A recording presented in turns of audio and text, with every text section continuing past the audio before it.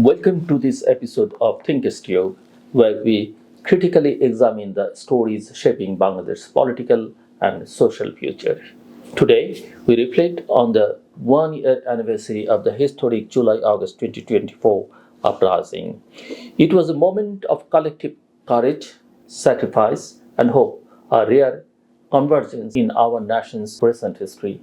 But what became of that revolution? Where are the promises, the reformers, and the martyrs' memories today? Let's take a closer look. The uprising of July August 2024 was not merely the toppling of a regime, it was the dawn of a new chapter, perhaps even a turning point in Bangladesh's democratic journey. Years of repression, enforced disappearances, rigged elections, silencing of dissent, and politicization of state institutions had finally pushed the people to a breaking point.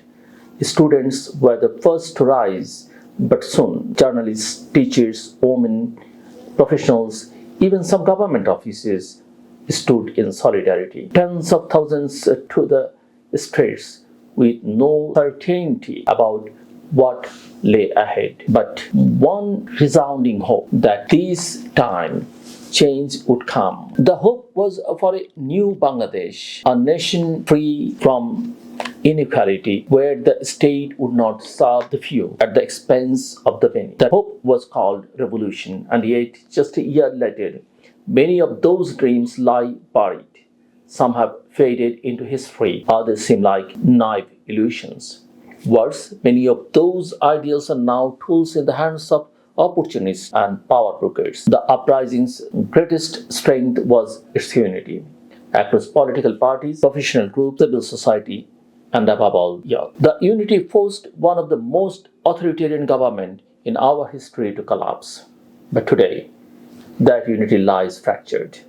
Voices once united are now divided. Leaders once fearless now seem rudderless. The very banner of national unity that once flew over Dhaka's streets has surrendered to political bargaining and personal agendas. The interim government that emerged post-uprising promised structural reform. It formed 11 commissions to chart new directions for governance. But tellingly, not one commission was dedicated to reforming education.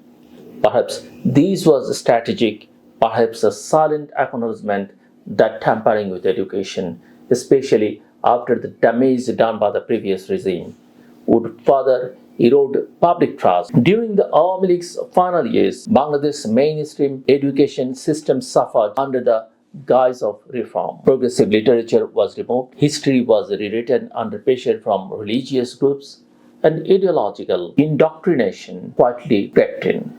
None of this has been investigated. No one has been held accountable. Even more alarming, the influence of hardline religious forces has persisted.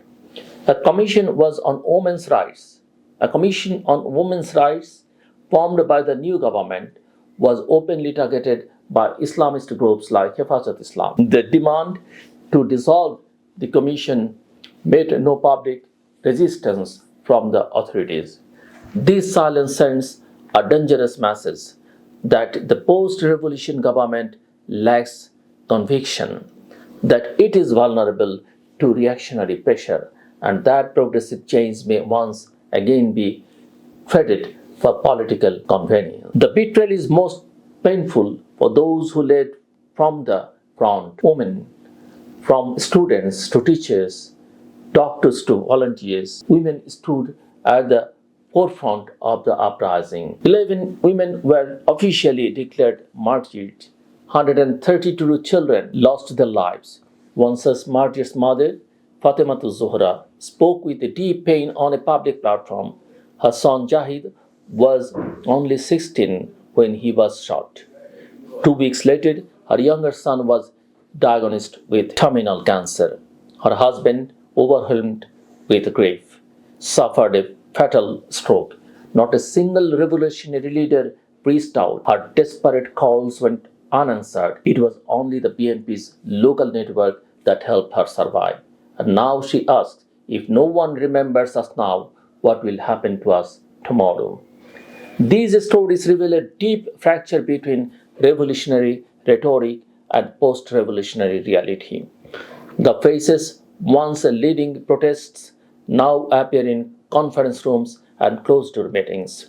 Their claws are pressed, the tone measured, their eyes no longer carry the fatigue of a struggle. It's as if the revolution has become a stepping stone and martyrdom, a branding device for personal advancement. A privileged elite has emerged, nourished by the blood of the fallen but untouched by the weight of responsibility. Take, for instance, the foreign ministry, once a cornerstone of Bangladesh's diplomatic standing. It is now marked by confusion, leadership crisis, and internal disarray. Secretaries have been swapped abruptly. The foreign advisor went missing during a crucial phase. Key international engagements, such as the China Pakistan Bangladesh trilateral meeting in Kunming, were handled without clear direction. Coordination during the chief advisor's London trip was so poor it became a source of international embarrassment. Diplomats, once proud professionals, now whisper of helplessness, infighting, and favoritism. Meanwhile, the political landscape continues to shape. A tentative agreement between the BNP and the interim government set February 2026 as the possible election date. This indeed is some uncertainty, but it created new dilemmas because until now, political parties have failed to reach consensus on core reform proposals. Without national consensus, elections mean little more than a game of musical chairs. Everyone wants power.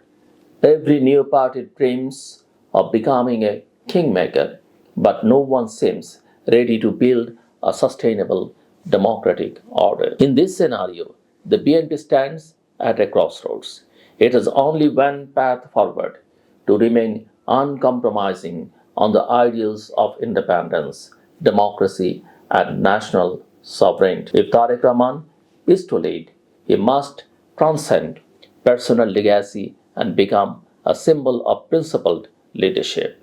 He must embody the integrity that his political rivals will always try to discredit. Because those who once opposed Bangladesh's independence will never truly accept the legacy of the man who proclaimed it. The post revolution movement is increasingly marred by internal pitfalls. Student leaders are being sidelined, dissenters silenced. Activist Umama Fatema's public departure from the reform platform is telling. Her accusations of manipulation, coercion, and moral degradation within the new power structure reveal just how deep the rot goes. Many others, too afraid to speak, carry the same wounds, and yet the revolution's anniversary is being celebrated like a festival. Posters adorn the city, speeches are delivered, martyrs' faces are printed on backdrops. But where is the justice? Where is the support for grieving families? Where is the reform? Where is the promises? Did we dream of a revolution so that a new elite could rise? While the rest carry their grief and silence, still not all is lost. The people of Bangladesh are not easily deceived. They have memory. They have resolve. The blood of our children, our brothers and sisters, cannot be forgotten. There is still time for the leaders to reflect, to correct course, to uphold the ideals they once shouted in the streets.